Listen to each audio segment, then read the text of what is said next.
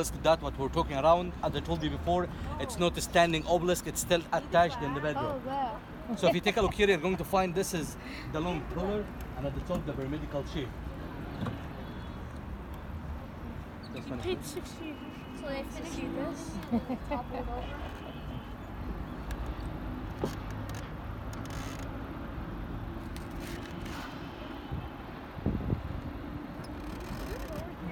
Okay, so as I told you before, this is the obelisk. It's in the bedrock, long pillar, and at the top the pyramidical shape. So the first question, how they cut and make the obelisk? If you're king and queen and you order your soldiers and workers to erect an obelisk for you, the first thing, if they are in this quarry, by the way, this quarry in the ancient days used to enlarge between 5 till 600 workers. So the first thing, they start to make it as soon as they get the permission, they start to choose the place that what they will take the obelisk from it. So they choose this place, for example. So the first thing, they start to smooth the surface by using the fire, the sands, and there's another rock, we call it diorite. Then actually after that, they start to draw the shape of the obelisk with the special measures that what they needed. Then start to make holes along the lines of the obelisk beside each others. Inside this hole, they start to put like wooden pieces, wooden wedges, and fill this opening with the water. So the water with the wood, so after a while, this wooden wedges start to expand and build the obelisk from the bedrock. Then the workers actually start to make the side tunnels to help them to get down, and they cut from the bottom to make it totally separated. As I told you before, they were using the diorite, another kind of rock, it's a black balls around us, and this one actually it's harder than granite. And in some areas you were using the iron chisels. Then actually, after make it totally separated, they start to transport it. So how they're going to transport something like that very huge? Imagine with me, this place, as I told you before, enlarging big numbers. So big number of workers, by using the ropes underneath, they start to hold the top of the obelisk a little bit. Doesn't make any sense, I know. But we'll give them at least a very small distance to put small wooden wheel. The same number, go to the end and start to push to give them another distance in the beginning. Keep making the same thing until finally holding the whole obelisk above wooden wheels. Move it so slowly again till getting the center of the quarry. In the ancient days, the Nile used to arrive to there, to the place of the cemetery. At that time, they were using kind of boats, we called it obelisk boats. This boat, we're not using it any time, just in the season of the flood.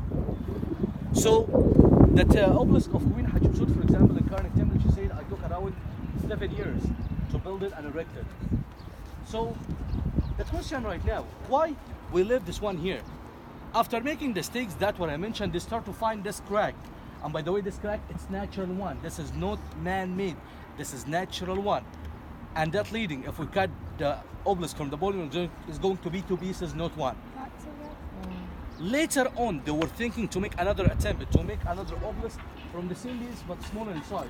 That's why if you take a look there, you're going to find the running vertical line and the elevation of the triangle. That's why later on, they find this crack also, which is also natural one. That's why they left it. Imagine if they finish this obelisk, is going to be the biggest and longest all over the Egyptian history. It things around 42 meters and this around 2,000 tons.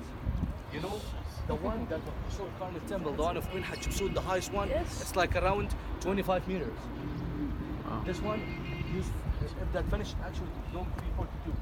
So that's actually everything about the obelisk, and as I told you before, this quarry we're not been using just for the obelisk, and also the statues or whatever, but you can see the cut marks around us in several places. So who are they building the obelisk for? So this is actually an important question. So there are a lot of people that are asking, this obelisk related to who? But as you see here, there is no writings telling us this one related to who, but most of the books telling us this is related to Queen Hatshepsut. Because this queen should try as possible as she can to make herself actually as the king, and she used to recommend that by building or making huge obelisks for her. When was it discovered? So this one actually discovered for like around 1930 or 1940, something like that. Who discovered it? So discovered that actually there is English Egyptologist, his name Carter. So right now the best place for having the pictures, this obelisk, this wooden platform there. So let's go there and get the best pictures for the obelisk. Follow me please, and watch your steps as usual please. Are we going legs that way or that way? Sorry.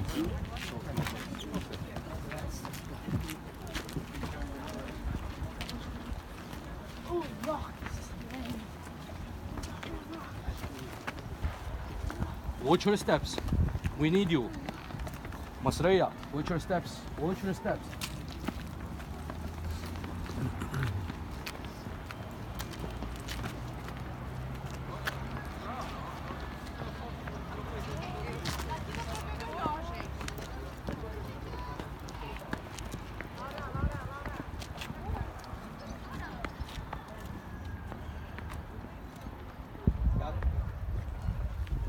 Got it. Okay guys, as usual, Friday group. Let's take picture group together, please.